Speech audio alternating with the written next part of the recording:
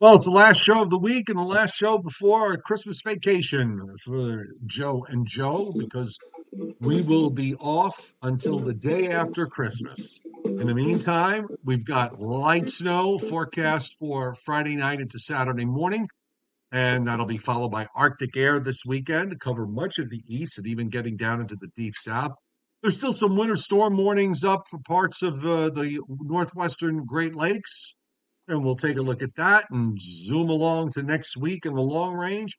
That's all straight ahead here on tonight's Joe and Joe Weather Show podcast. And of course, you can lend your support simply by shopping the Amazon link that's pinned to the top of the chat board, or it's on the descriptor to this video. You just go there and buy whatever it is you're going to buy, and Amazon throws us back a little bit of coin for sending you there. It doesn't cost you one extra cent, and it's a very easy way to support the Joe and Joe Weather Show podcast. And actually, Joe, have two supporters on Super Chat tonight.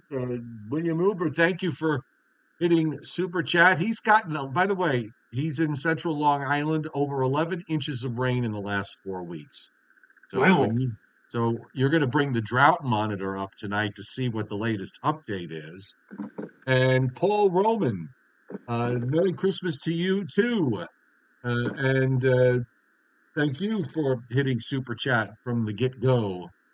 So this is our last show for a week, which is nice because we've taken 4 days off in a row. I don't know if we've ever done 5. But this is the first time we're actually taking a whole week in the 5 years that we've been doing this. So I think it's well deserved. And do you think Mr. Fairchild is very happy about this? Well, I'm sure he's elevating them. I'm sure he's firing off emails to the network bosses, complaining about this. Of course, what he doesn't realize is that I'm pretty much the network boss. Yes. So, so much for that. Anyway, big Merry Christmas to everybody. Happy holidays. Happy Hanukkah too. Whatever your holiday happens to be, and maybe it's all of them. It's interesting. It's interesting. I think about 8 or 10 years ago, Hanukkah began on Thanksgiving Day, and this year, Hanukkah, the first night of Hanukkah, I think, is on Christmas Eve night or Christmas night. I mean, this year the two main winter holidays are going to coincide with each other. Yes, indeed. Indeed. And maybe a little bit of the white stuff to get everybody in the seasonal mood late tomorrow night into Saturday morning. But as suspected yesterday, this is looking like nothing more than a coating to an inch. Maybe some places in eastern Pennsylvania to southern New England pick up a little bit more than that. But if you're looking for any kind of big surprise, no. No, it doesn't look like it's going to happen. And in fact, what looks like is going to happen is that it's really two separate systems. We have Correct. the upper system, the so-called Clipper system that'll be moving in from the Great Lakes area, and we also have that coastal system. The coastal system eventually is going to become the main or primary system, as they usually always do become the main system because they've got all the moisture to work with, and they usually use the system, the Clipper system, for a shot of atmospheric energy, which helps to really rev these storms up. And it would appear that initially, as the Clipper approaches from the west, we'll get into some light snow tomorrow, light snow and flurries, probably in many areas from late morning to early afternoon. Then tomorrow night, as the transfer of the energy to the offshore system takes shape, what we'll see is the snow end up not so much a steady snow or steady light snow, but more or less spotty snow, intermittent snow. You look out the window one moment, it's snowing, the next moment it's not doing a darn thing. And that's how it's going to be on and off through the overnight hours tomorrow night, continuing into early on Saturday. And then, Joe, as that system offshore gets its act together and winds up, It will pull away to the northeast. It will take all of the precipitation with it, at least out of our area.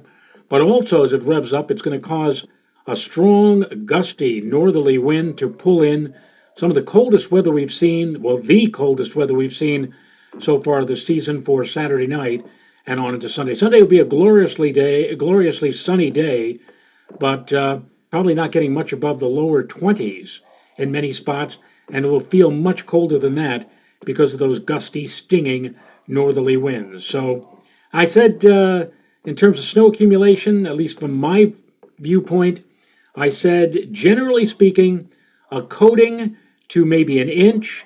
Areas west of the Hudson, which will be more in line with that approaching Clipper system when it still has a lot of its steady snow or steady areas of snow together.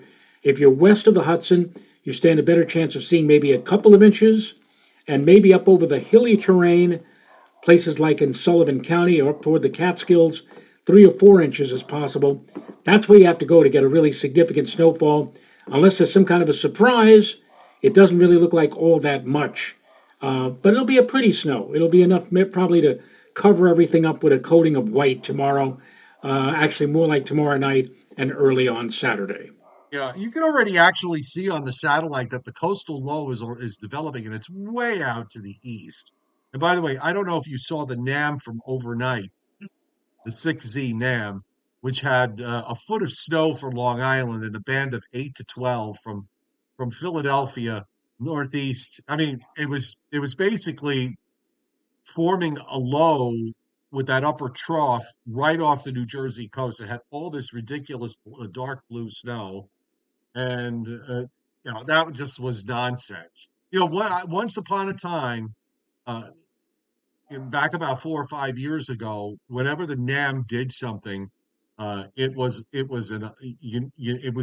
onto something, and it for the I forgot which winter it was. Maybe it was the winter of 17, 18. That every time the NAM showed something like what it showed last night, it was right about it, and I got into a streak where I literally jumped on it on every event.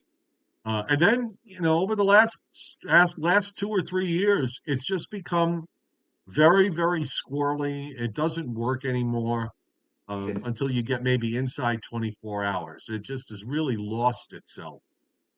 A lot of people were saying that the NAM should be phased out up until 2016. Of course, that January 2016 storm where the NAM constantly was calling for 20 to 30 inches of snow for New York City, and all the global models were saying much, much less. Oh, what's the NAM talking? Yeah, they should get rid of that model. It doesn't know it. And all of a sudden, at the last possible moment, the global models suddenly chimed in with, "Hey, we're going to get about 1 or 2 feet of snow," and suddenly the NAM was wonderful. Suddenly the NAM had the best forecast all around. And after that, for quite a few years thereafter, especially the snow levels would say, like 5 days in advance, what did the NAM say about this Yeah. upcoming event? Well, I And of mean, course, it was the NAM good. only goes out to 84 hours. It was good for a while, and then, like I said, the last couple of years, it's just been, really almost utterly useless as a forecast tool. We got a bunch of super chat hits I want to acknowledge. Frank R, Christina Pedia, David Fuller, Chuck Cardillo, uh, all hitting the tip jar tonight. Thank you so much. Merry Christmas, and thank you for your not just your support monetarily, because it helps. It pays a bill or two, but also the fact that and all of you that hit it earlier, Paul Roman and William Uber. I mean, you guys are here almost every night, and it's wonderful. I just love it that we've got this core audience that is here, no matter what. So big thank yous for hitting the tip jar. Um, since we, just talking about William Uber with this, where he is in central Long Island with 11 and a half inches of rain since in the last 4 weeks. Uh, and that has, pretty much made up a lot, if not all, of the rainfall deficit there. Um, Maybe you can take a look at the drought monitor and see what's going on. Well, I have the drought monitor all set and ready to go, and you may actually be a little surprised. I know you've been thinking that we're going to have a considerable, and there has been a diminishing of the drought, a lessening of the drought. In fact, let me zoom in on New York State, and you would think that the drought would be all but over in parts of Long Island after 11 inches of rain, but as you can see here on Long Island, in fact, let me see if I could zoom in on Long Island. What happened? I made it smaller. Oh no, I just highlighted. I just ended up highlighting it. Suffolk County. Uh, First of all, let me point out that all of this area here, at one point, the last few weeks, all of this area here has been in what was referred to as the D2 category, severe drought. As you can see now, for parts of the Hudson Valley, down to about, well, Putnam County and Rockland County, for Orange and Dutchess, for Ulster and Sullivan County and Columbia County. Now, instead of D2, they have dropped it back to a D1, just a moderate drought. And further to the north, you have just abnormally dry conditions. But further south, in Putnam and Rockland and Westchester County, they still have the D2 value of severe drought. Same for New York, same for Nassau County, and same for, I would say, western and central Suffolk County. Now, out in eastern Suffolk County, I believe that's where you said the 11 inches of rain has been. Yeah, 11 and a half. 11 and a half. So they've dropped it back from severe drought to just moderate drought. That's an improvement, but it's only an improvement by one category. They still apparently saying that there's still a ways to go, at least to get to abnormally dry conditions. And in other parts of New York State, especially near the lake, the Lake Ontario, Lake Erie, like Chautauqua County, for Monroe County, Rochester, Wayne County, and up here with Jefferson County and St. Lawrence County. These are the places that have been getting hammered with heavy lake effect snows, and as a result, they are no longer in any kind of drought category. They have not even in the abnormally dry category. So things have improved, especially well north and west. But again, down here in the immediate New York area, things have improved, but only slightly by one category. And let's see, I know that South Jersey had pretty much a case of severe drought and now or extreme drought, and they still do. Central and southern New Jersey still in extreme drought, not exceptional drought, but extreme drought. The rest of New Jersey is either in severe drought or well north and west, just moderate drought. Yeah, So, the rainfall, a lot of these events, the rainfall in the southern half of New Jersey has been far less than it has been south of 195. It's been far less than what it's been north of 195. I should also point out that in West Virginia at one point had D4, exceptional drought, and now take a look. Now they're just back to either abnormally dry conditions, the panhandle, I think they call this the panhandle of West Virginia, in moderate drought, and the same holds true for this section of West Virginia, moderate drought. But everywhere else, it is a big, big improvement from exceptional or extreme drought that they had for many, many weeks. So at least here, the heavy rains of recent days and weeks, or the last couple of months, have really helped the situation in West Virginia. Uh, all right, well, I mean, still got some areas out in the west that look pretty having some problems from that standpoint. Well, Texas, of course, and Texas is a big, big state. And if we look at Texas specifically, you can see they range. Look at this. They run the gamut from no drought across the panhandle of Texas down into central Texas. Then you have areas of abnormally dry conditions a little bit further to the east and further east, close into the Louisiana border. But then you have the areas of moderate drought here.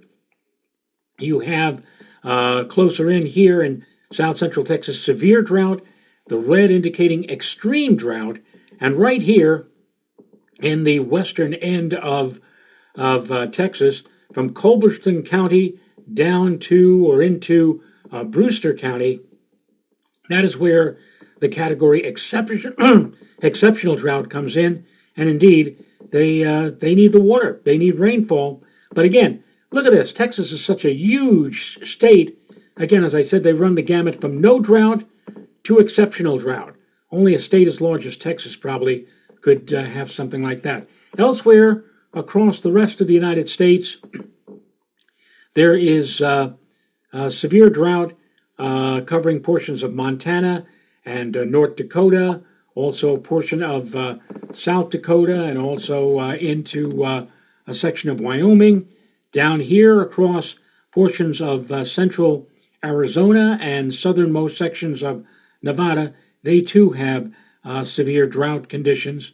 But, large sections of the country don't have drought at all. Colorado, as we just pointed out, much of northern and central Texas, northern sections of New Mexico, coastal sections of California. Take a look. Oregon and Washington, which have been getting hammered by varying degrees of atmospheric river situations, bringing in heavy-duty rainfall, they too are not suffering from much in the way of drought. And again, here in the Northeast, some improvement, some slight improvement, but we still have a ways to go before we get into a pattern of no drought or just little dry conditions. Let me just acknowledge some more super chat hits tonight. Frank Gilroy, Sal Pachi, and Sal, yeah, I read the Upton hazardous weather discussion. I'm going to get to that in a second. Brandon Doherty, thank you so much. Michael McGuire and Frank R, all hitting a super chat tip jar. Thank you. Merry Christmas and happy holidays to everybody. The hazardous weather outlook, Joe, from New Jersey from Upton. It just is light snow is forecast Friday through Saturday. I don't know. That there's going to be very much during the day tomorrow, if anything at all. While snow amounts are mostly near a half inch to an inch, these snow amounts could trend up to a few inches in subsequent forecasts if low pressure turns out to be stronger and closer to the coast than forecast. Impacts are possible with slippery travel Friday, especially north and west of New York City, and for the entire area on Saturday. The coastal low to me is a non-issue. It's really about the upper trough, and I'll give you the fact that when upper troughs have some strong definition. If there's a really good kink in the upper flow, sometimes you get weird things to happen. I certainly would not rule out that there might be a surprise couple of inches for somebody. But the coastal low to me is like we were saying earlier. It's really not part of this equation. It's too far out. Well, our good friend at the National Weather Service, Bill Goodman, and I'm now reading off of his Facebook page. By the way, if Bill is watching, I really enjoyed his cover photo for his Facebook page. He has the Long Island duck. Oh, yeah, the Flanders duck. The Flanders duck, yes. And the Flanders duck now is decorated for Christmas with kind of I wouldn't call it a wreath. Well, I guess you can call it a wreath around the duck's neck. But anyway, Bill says, a little light snow coming for Friday afternoon into Saturday morning. Snow should start north and west of New York City Friday afternoon, with rain or a rain-snow mix further south and east, changing to all snow Friday night.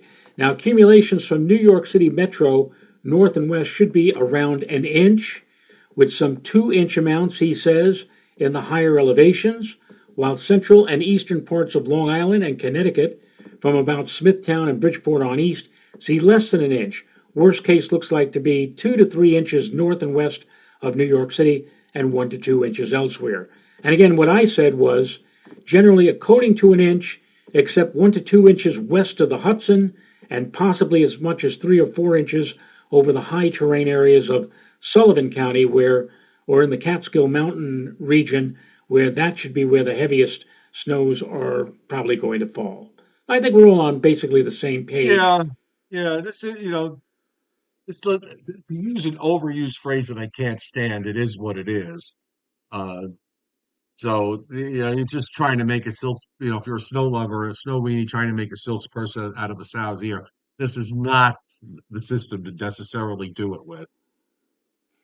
Yeah, I think that coastal low is going to be almost a non-player in this. Again, the main batch of accumulating snow is going to be, as you said, Joe, from the Clipper system as that Clipper system moves in. But then, just it really is going to be a good snow producer for places well to the west of here. But then, as it gets closer to the coast, it's going to start lateraling all of its atmospheric energy to the coastal system. The coastal system will sit and wait until it gets that energy, and then it's going to bid a fond adieu to the northeast coastline and say, bye, thanks for the energy, and zoom away. I'll tell you, if you're looking for a heavy snowstorm from the coastal system, check out eastern Maine and especially parts of Nova Scotia. I think we have a person on our chat board from the from Nova Scotia. From And if from New, you're talking about latex streams. is that who's from Nova Scotia Yeah, or he's from New Brunswick, I think. well, out there, they may see 6, 8, 10, maybe even over a foot of snow from that coastal system. So if you want heavy snow, that's the place to go to, is further to the north and east. Here again, the coastal system, as I said, is going to sit and wait. And I worked with a guy at the private weather service that I was at for many years. We had a guy from Pennsylvania, he graduated from the weather college, if you will, Penn State, and he used to refer to situations like this, and I hope I don't get thrown off now from YouTube for saying this. I'm not using the word, but I'm just saying that if you're a snow, he used to say, if you're a snow lover, this is the worst kind of situation because where New York City and the tri-state area is in regard to the approaching coastal of the approaching Clipper system and the coastal system, we're in the F zone. I mean, this is Well, it's. yeah. I mean, like you're in the middle of the transition, and as I said, it's like the two systems are shaking hands. Unfortunately, where they're shaking hands is where one system is saying, here's the energy, and the second system is saying, thanks a lot, and off it goes. If you want to see a major snow event, it ain't happening in between the two systems, and that's basically what's going to happen here tomorrow and tomorrow night. Is that we'll get something. I'm not saying we're not going to get anything. Sometimes that sometimes happens that you get all excited. Oh boy, this is going to be that, and you hardly get anything. We're probably going to get something enough to coat the ground, maybe in some places about an inch or so. But if you really want a big, all-out, major, first-class snowstorm, it ain't going to happen here. You have to be either well to the west with the upper system when it's still going strong, or well to the north and east with the coastal system once it gets all of that energy from the Clipper system and then shoots and fires up to the north and east. All right, let's add Frank Scalera, Maggie P, and Leon of Lindenhurst, uh, all hitting the super chat tip jar tonight. And again, thank you so much for your generosity. It is definitely appreciated. All right, let me try to. Why am I not getting the map I want? Oh, come on, cooperate for me. There you go. All right, let's run through what's going on tonight. And there's not a whole lot with respect to watches and warnings. There's dense fog advisories up and down the west coast of Florida, and in some areas on the Atlantic side, right in Can I the. just can I just can I just stop for a second, Joe? I just want to answer. You know, Tom Contino says, "Well, what happened to the great Long Island winters of years past? This is absurd." And I just mentioned 2 nights ago that it was only 4 years ago that we got hit with like 10 or 15 inches of snow in mid-December. Now, I can understand Tom's comment if he's talking about 20, 30, 40 years ago, and we haven't had anything since. But we only had a major snowfall 4 years ago. And this is not to say that we're not going to have, it could very well happen, maybe not this year, it could happen next year, the following. It's not like we've been in a gigantic pattern change. And certainly, Joe, you have pointed out more often than not that ever since we've made the turnover into the 21st century, Decembers have seen an abnormally large amount of snow Right. compared to the 70s and the 80s and that. We used to think of December when we were just getting into this business back in the late 70s. December, oh, that's a throwaway month. Yeah, we might get an inch or two. We never, ever used to get major snowfalls in December. It's only been in the last 20 or 25 years that December has really rung it up in terms of heavy. My God, what was the December? What, about 10 or 15 years ago? We had like, what, 20 inches of snow? I think it was 28 or 2008 or Well, it 2010. was 2009 and to December of '09 and December of 10. It Yeah. was in back-to-back years. But Um, The way Tom Contino is saying this, he's talking like, these great winters happened, 50 years ago or 25 years ago. Come on, Tom, we're in a it's little re bit of a lull pattern now. Yeah, Or if it, all this stuff is very cyclical. it is very, very You cyclical. go into a stretch where it's you get them over a 10 or 20 year period, and then for another 10 or 20 year period, you don't get them. That's just how that's just pretty much how it works. And frankly, the month of December across the country, weather-wise and snow-wise, has been really on the dull side from coast to coast. So it's not just uh, the areas in eastern Pennsylvania to southern New England. We're talking the whole, places that normally should be getting at least a couple of big storms in the month of December. We really haven't seen anything monumental. Most of these events have been, relatively minor, with the exception of the lake effect snows that we've seen uh, from late November into early I, December. I'm making the assumption that Tom is a young guy. I don't think he may have been around back in the 1970s or 80s. But let me say, Tom, if you were around in the 70s and 80s, Oh, you'd and be you in tears. and you were waiting for a big storm snow in December, you would have been banging your head against the wall. Yeah, you would have been in tears. That It 30-year would have average was something like nothing. 2.9. The long-term average is around 6, and in that 30-year period, it was down to less than 3. It was somewhere in the two with a two handle. So Yeah, yeah, it'll come around and there were again. no big events in that stretch either. They were all, small, mostly smallish events. 5 or 6 years of hardly any snow. And I guess now, again, I said 4 years ago was when we had that 10 to 15 inch snowfall across the tri-state area. That's again, it was 4 years ago. This is year four. Next year might be year five, but I can tell you that if we go like 4, 5, 6 years in this pattern, nature, and I've said this time and time again, nature always balances the checkbook. After a stretch like this, there may come a time when all of a sudden we start doing it again, ringing up big snowfalls in December for more than a year or two or three or four. So we're going to get it back. It's just that it's not happening now, and it's something again that it bugs me that people say, "Oh, the great storms of yesteryear." Yesteryear? I mean, again, we were hitting it left and right.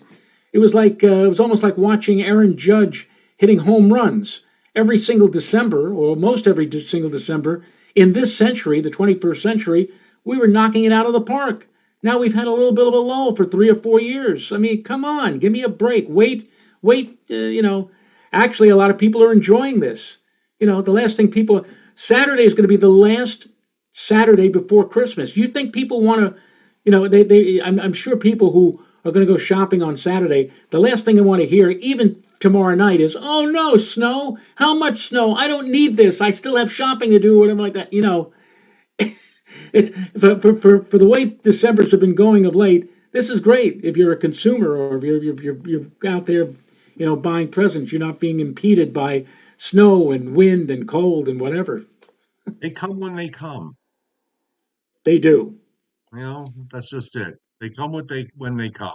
Usually, when you decide to take a vacation in the Caribbean in February, that's when I got usually. into trouble when I just got started in this business in the late 70s.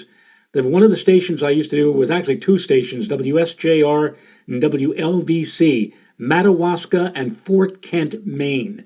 That's all the way at the tippy top of Maine, up near the Canadian border. And there was one particular weekend, I think it may have been the last weekend before Christmas, when they were going to have wind, they were going to have cold, they were going to have 6 or 8 inches of snow, whatever. And I came on those two stations. They were little one-lung stations.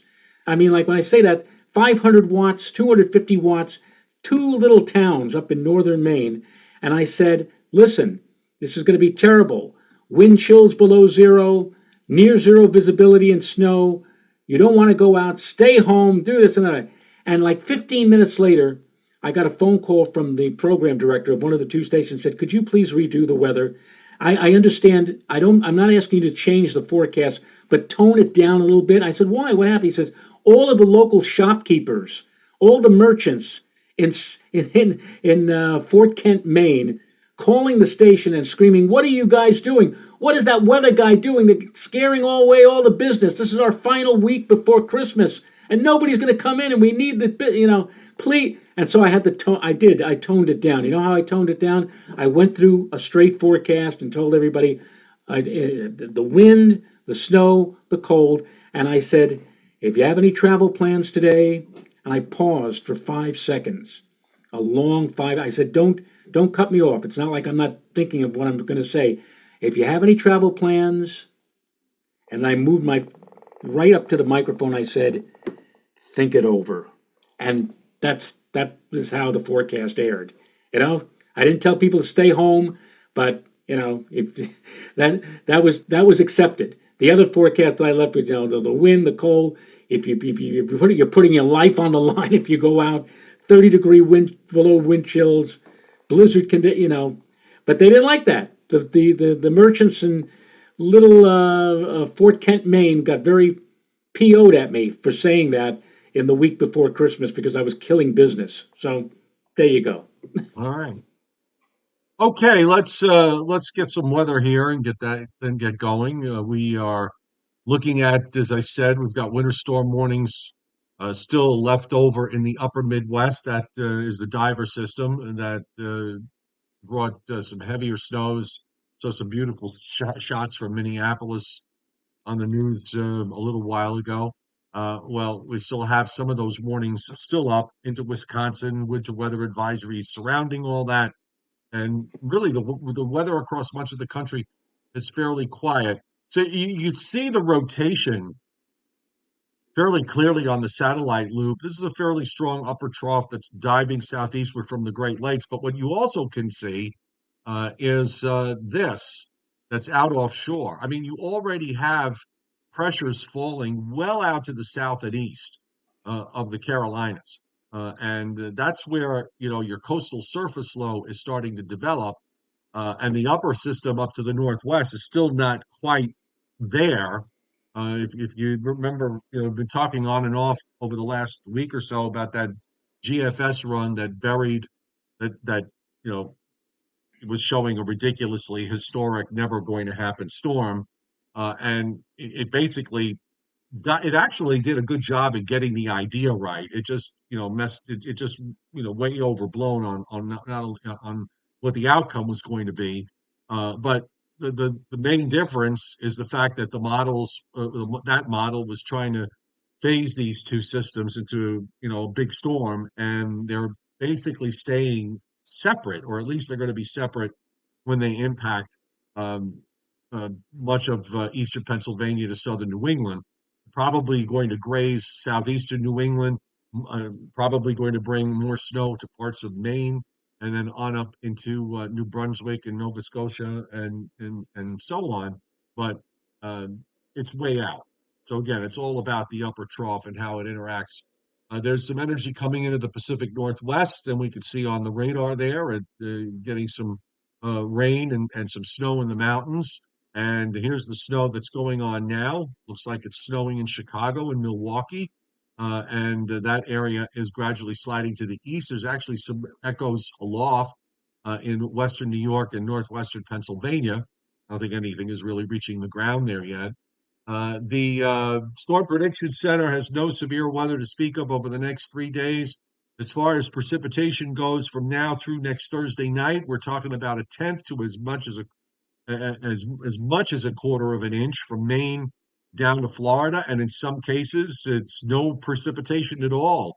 Western Virginia, nosing into parts of North Carolina away from the mountains, because there's probably going to be a little bit of snow in the Blue Ridge Mountains. And we also have little or no rain in Florida, much of the Southwest, dry up through the plains, but then you see the big rains and potentially some big mountain snows from Northern California northward up the coast. I mean, this map has been pretty much the same every day for days and days and days now. So the wet weather is continuing to come in to the Pacific Northwest.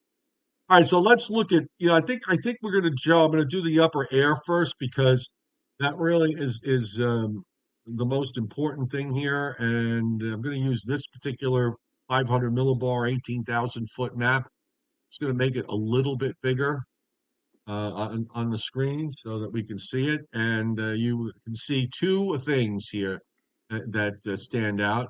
And one is uh, this is the upper trough tonight that is moving through the Great Lakes. And then you see this kink that's off the southeast coast. That is the southern system that is forming offshore of North Carolina. And you see how separate they stay. And then you have this diving trough into the east that sharpens up and just kind of moves along. Now, some sometimes I don't think it's going to happen in this case, but sometimes when these troughs are strong enough, these upper troughs, they'll form their own separate developing low, and that's where the NAM made a big mistake in that it tried to show that. I don't think that's going to happen with this because you've got this lead low that's going out, and that's where all the energy is going to get focused on rather than forming a low with the trough as it goes by. I can remember a few instances over the years where when that's happened, it's led to some surprises as far as snowfall is concerned. There's also a secondary trough that drops down. See, the first one's going out Friday night. There's a secondary trough that's right behind it. So that's that one. Let me just clear the map up here. So you got this and you got this. And that secondary trough is the one that's probably going to set off the snow later Friday night into Saturday morning. You see the yellow there, the strong jet streaks that run down across Pennsylvania. And then, of course, the whole trough moves out. And once that trough plays through is when all the real cold air starts to come in on northerly winds, bringing temperatures way down as we go into Sunday and Monday. And then moving into next week, there's another short wave there on Monday in the Great Lakes that moves up into New England and then sort of swings on through New England on Christmas Day or Christmas Eve night into Christmas morning. That might actually produce a little bit of precipitation when we get to Tuesday night into Wednesday morning. But other than that, when we look at the upper air in the longer term, so let's take a look at this. I just want to, there's a few things here that I find interesting and maybe somewhat a little encouraging. But we'll see. I mean, clearly next week after this trough pulls out, most of the nation's going to warm up. Although it's a little bit problematic in the Northeast, if only because of the fact that you've got a upper low that's going to be sitting off of the coast of Maine. So that might actually kind of hold some of the warmer air back. The further south you go, that won't be the case, but at some point there'll be a line in the sand. So this could be one of those instances where it's a little colder, say, across New England, and then warmer from, say, southern New Jersey on south for a day or two. Now, over time, I'm noticing on the models, particularly on the ensembles, that we're starting to see higher pressures building in the Northeast Pacific into Alaska and Western Canada. So that could be the beginnings, maybe, of a negative East Pacific oscillation signal. And the other thing I noticed, Joe, on the ensembles, and this has been going on for the last couple of days, is that after next week, the ensembles want to normalize the upper flow in the eastern part of the United States, have more ridging in the west. You can see what happens in the west. We go from troughing in the west, and this is now later next week, and that trough disappears and we start to get ridging up the west coast and into western Canada. So Right. that would be a more positive development. And the ensembles beyond, say, day 11 or 12 actually look, for the first time in a while that I've been watching this, we're starting to get these come in instead of just staying out at 360 or 370 or not even being there at all. But the GFS at least has picked up on this idea that we're going to see the jet stream normalize with troughing, more troughing in the east, more ridging in the west. Now, whether that leads to anything, I don't know. Obviously, there are other factors involved. The other thing is that I'll point out is there's the polar vortex up in the stratosphere is going to be doing the big stretch again. So earlier this month we had a cold blast when it stretched. We're getting a cold blast now, and it kind of gets all stretched out here at the very as we go into the new year, so we go past New Year's Day. So that's an interesting development. Now, again, whether that means anything yet, I don't know because I can come in tomorrow or over the weekend and suddenly see something entirely different. But I'm a little encouraged, at least from in these broader signals that are being shown by some of the models. So I'm going to go back to the GFS real quick and bring up the surface, and I'll maybe take a look at the European to see what it's doing on the new one. So this was a bit of a colder run overall, uh, longer range. So short range, you see what's happening here. The low that's in Illinois late tonight disappears. The second, you get a low. That low off the southeast coast is now well east of Virginia, and by tomorrow evening, it's way out. I mean, it's out at like 38 and 7 and 66 and a half. So you can see the dark blue snows that go into New Brunswick and Nova Scotia. So meanwhile, what we're left with is the upper trough swinging through, and you see the shaded areas of blue there that the GFS has picked out with regards to some snowfall later Friday night into Saturday morning. Then it's the cold high that builds in. And here comes this low that races out of the northern plains into the western lakes. Now it's going to try to come in when there's some cold air around on Christmas Eve. Actually has a little bit of snow here on Christmas Eve. It goes over to rain and then it's done. And then after that, there's no cold air at all for later next week. And the other thing, another thing too is, Joe, for several runs here, the models have been showing maybe a big rainstorm coming toward New Year's Eve. Now, it may disappear in the next few days, but the last several runs keep trying to show some kind of big soaking rainstorm for New Year's Eve moving up the East Coast. So there's that to think about in the longer range. So here's the Le Plumes and the SREF, which give basically an inch or two from southwest New Jersey and southeastern Pennsylvania northeastward into Connecticut, some higher amounts in southeastern New England. Now, that could be hinged on whether that coastal low grazes southeastern New England. And remember, the SREF is like 26 different models, and what you're seeing is just kind of an ensemble.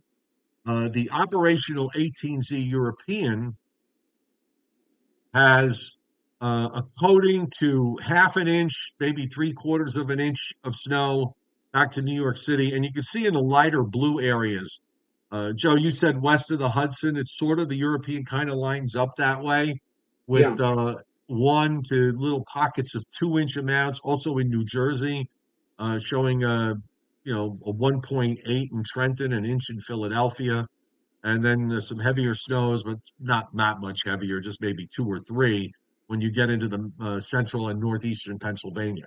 I mean, this is just you're not going to get much. You're not going to be able to do much more with this unless that upper trough suddenly sharpens up a bit more than what's being advertised. And I don't think that's anything that I would, I'm not seeing anything on there uh, that's saying that that's going to happen.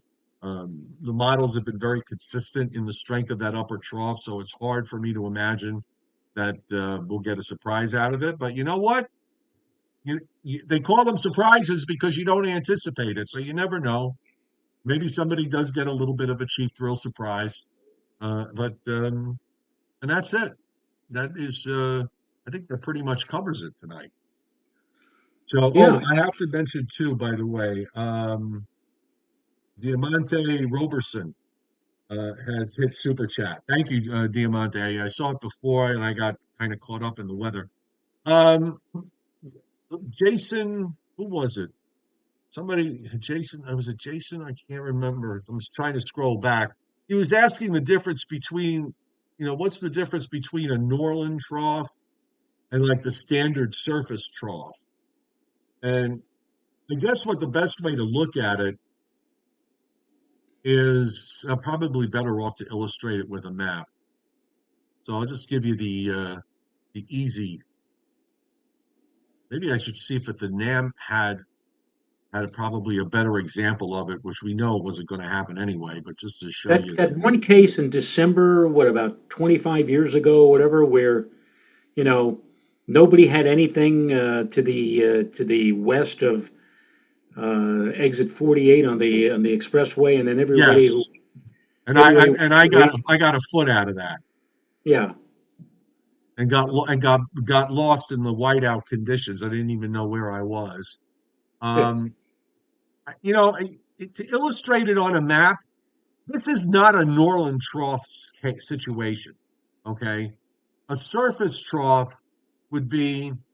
I'm trying to see if there's something like a surface trough. I guess when you look at the isobars and how they're structured, so you get something like this. That's actually an inverted trough, or you might get something like this, where there's like a low, but the isobars aren't closed, and you sort of have this V shaped. So and there's no real, there's no real front. And in other words, there's the air mass on one side is not that much different from the air mass on the other. So that would be the standard, surface trough. A Norland trough usually happens when you have like a really strong occluded system and the isobars kind of stretch out on the west side. So you get an arm that just rotates around I don't and see, but we're not seeing the, if you have a figures. map up there. All right. So yeah, I have the map and I don't put it on the screen. My fault. Okay, so let's do this again. Hold on. I got to let's try this again. All right. So here's what a Norland trough would look like, where you have an occluded low, a new low that's redeveloping on the triple point of the cold and warm front and the occluded front. And the isobars on the west side of the occluded low stretch out into almost like a V shape. Okay. And then usually there's a little bit of upper air support that goes along with this. And that rotates north south. Okay. So that would be the Norland trough. Whereas a regular open trough, if you have a low that's got no cold front and you sort of have the isobars that go in a V shape, you have a trough like that. And another example of a surface trough would be when you have the isobars. You see this sometimes in the formative stages where you get a low, doesn't have a closed isobar, but they're bent up to the north. So we call this an inverted trough.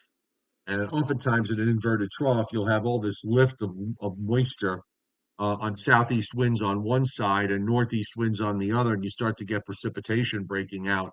And in the wintertime, if it sets up with a big high, you have oftentimes have a coastal front that develops and a low that eventually forms on that. So that's sort of the nickel and dime explanation. It's a little more complicated than that, but I think that basically kind of sets the table for the differences. So I noticed a few people were referencing this thing as a Norland trough. It's not a Norland trough. It's just a standard upper trough that's coming through, and you're going to get you'll get some snow out of it. That pretty much, I think, is what it be what it be. I saw Do you, I saw what's on that? one I saw on one web page, Norland trough. No, this is not a diagnosis from your doctor after complaining about lower back pain. Oh, nice, Yeah. very nice. How about it? Let's run through Briller Jeopardy real quick before we call it a night. Okay, let me find it. I believe I have it tonight from Mr. Briller. I'm just going to step away for 1 second. Okay, I do. I have it. And while Joe is stepping away, I will tell all Go of ahead. you Go that ahead. I'm sorry. this Briller Jeopardy percentage chance of a white Christmas continues, and the definition for a white Christmas you must have, at least according to the chairman, 1 inch of snow on the ground, I guess on Christmas morning or any time during Christmas Day. So, what are the percentage chances of a white Christmas with 1 inch on the ground on Christmas Day for the following 5 cities? No bonus tonight. Starting with Chicago. Chicago. Chicago, percentage Of, chance of a white Christmas. of 1 inch on the ground. Right. So I'm gonna say I'm gonna say 29. That's a little on the low side, Joe. Okay. Well, Chuck Cardillo, Aberdeen, Chuck Cardillo is a little closer with 31. Rothmansky's at 36. 36 is a little too high, and Steve Lapointe also said 36. Well, William Vincent, Uber's at 33. that's very close. That's within snake country, and here you Scalera's go. at 32. Well, who said 35? Vincent Croce said 35. That also Right. is snake country. So So what is Patrick Darcy's at 34. And there you go. Let me ring the bell for Patrick Darcy. 34% chance of a white Christmas in Chicago. Now let's go to Philadelphia. Philadelphia? Yes. Well, if New York was, we had this thing was either 19 or 11. It was 11. 11. But I think for New York, that was the probability of an inch actually snowing on Christmas. Um, so let me ask you the question this way, because obviously it's going to be less. Is it less than New York City's number? Yes. All right, so I'll say 7. It's less than 11, but it's unfortunately a little bit too less. Okay. So Chuck Cardillo said 8. So we That's know a the little answer is either, and Michael McGuire said 9. 9 for Michael McGuire and 9 for Helen Bertona and 9 for Christopedia and Frank R. and Norm Roberts and William Huber. And All of you Frank said Scalera 9. and Dave, and yeah, no. Yeah. So there you go. Next, I'm going to jump to number 3. Past number 3, I'm going to go right to number 4, Aspen, Colorado. you passed number 3. That's interesting. Number 4, Aspen, Colorado. I'm going to say it's got to be a high number. Um, I mean, it's Aspen, Colorado's a ski area, so I mean, is it 100 or No, 99? no. All right. So I'll say 86. Well, actually, you were closer with 99, Joe. 99. Okay. Um, cigarettes 1911 says 91. Maggie P said 95. 95 is just about there. All And right. same with So Scalera is it's 97. so that makes it 96. And 96 is right. 96% chance of 1 inch of snow on the ground on Christmas Day. That's Mike Waterhouse Bonsai. All And right. how about Duluth, North Dakota. North Dakota, That, oh, I'm sorry, Minnesota. Minnesota. Minnesota? Yeah. Duluth. I got to think it's a high number. I'll say 88.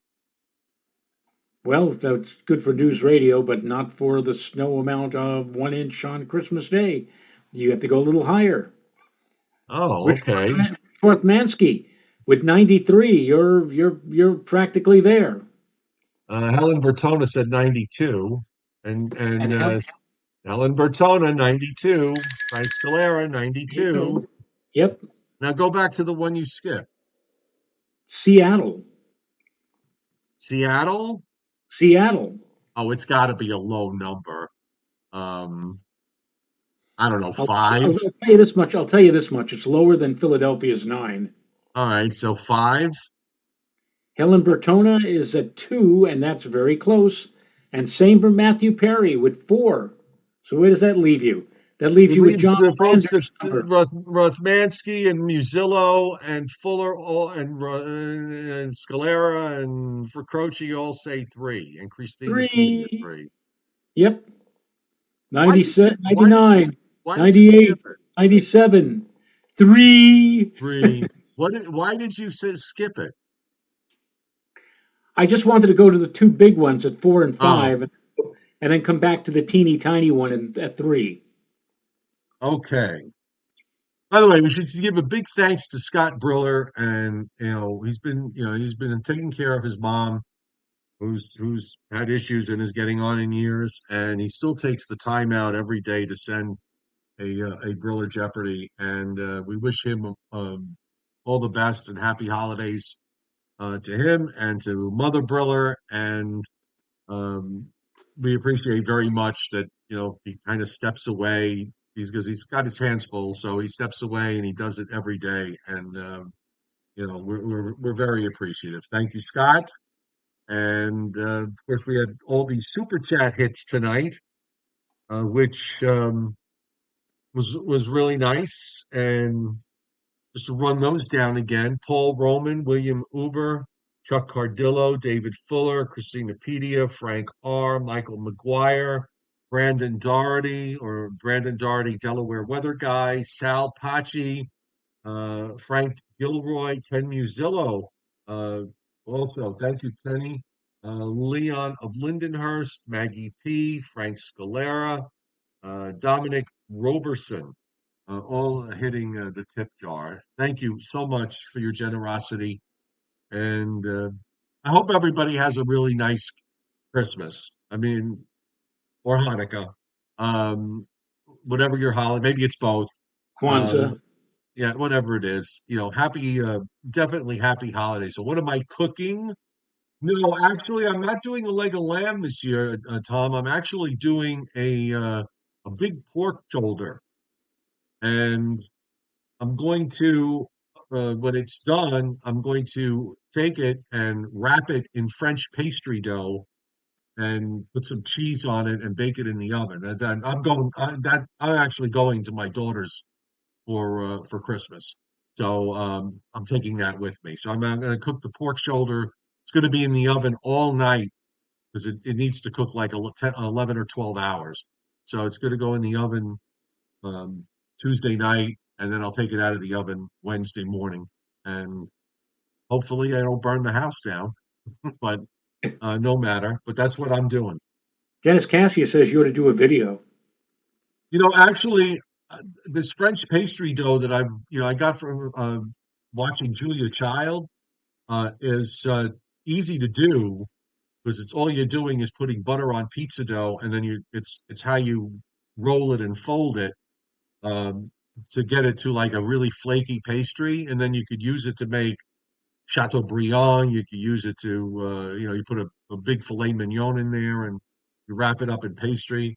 Uh, and I found that just by taking, leftovers of stuff and wrapping it around in pastry dough, it makes it different. It turns an ordinary leftover meal into a nice meal. So I plan to do that. I got myself a friend of mine got me a phone tripod so that I can shoot videos with the phone and have it, standing up at a distance without me. It has a remote control you use in your hand to start the video and stop it. So one of these days I'm gonna do that.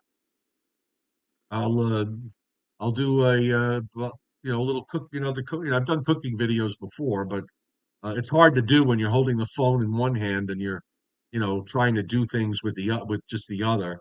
So now that I got the tripod, it'll free both hands up, and we can do that. So there you go. And we're only 6 away from 100. So for all of you out there who would love to see a Joe Chiaffi cooking show one of these fine days on Joe and Joe, how about hitting that The like like button. button and getting us to 100 before we get to Christmas time. Well, Thank Helen you. Bertona just hit super chat, so thank you, Helen. Thank you very much. Uh, Vincent Croce, it's very interesting. I grew up, I'm a first generation Italian. My parents came here in the 50s. So I was born, you know, We hit barely 100. here. Thank you. Thank you. Oh, we got the 100. I was born barely here. And I spoke Italian before I spoke English. I still speak it. My relatives, I was surrounded by it. And of course, we had a traditional, traditional Christmas Eve dinner of seafood. I have never, ever, ever heard it called my family seven fishes or anything like that. That has to be an Italian American construct that somebody must have come up with because I have never heard it. I never heard it growing up. I was surrounded by other Italian families that were first generation here, and I am I never heard that phrase once. So anyway, just my 2 cents worth on that. But it's we wouldn't have seven different fishes. We would just have seafood. So anyhow, that's why I just wanted to put that out there. I've never ever heard it in my family called the Feast of the Seven Fishes.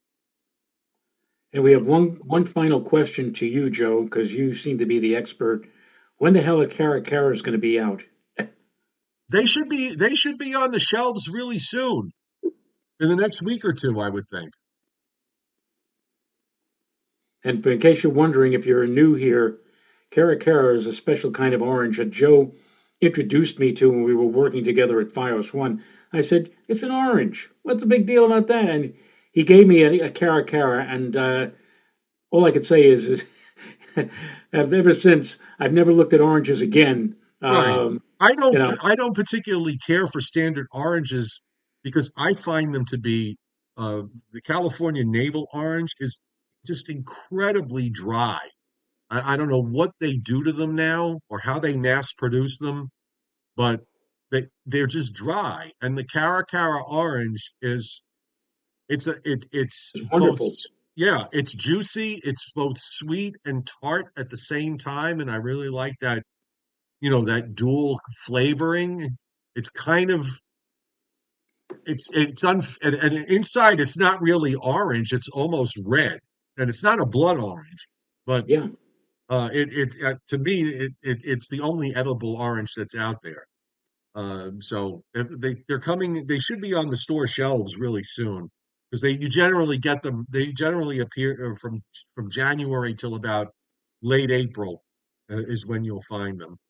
Um, Joe S., thank you for hitting Super Chat tonight. And he says, having a classic Italian Christmas Eve with no meat. Yes, that's correct. And we always have seven fishes for the seven sacraments. Okay, maybe that's where it comes from, but I never heard that. Like I said, I've never heard it called the Feast of the Seven Fishes. And my grand, if anybody would have used that phrase, it definitely would have been my grandparents, and they never did. So, but it is. I like the seafood on Christmas Eve, and I'm not doing that this year.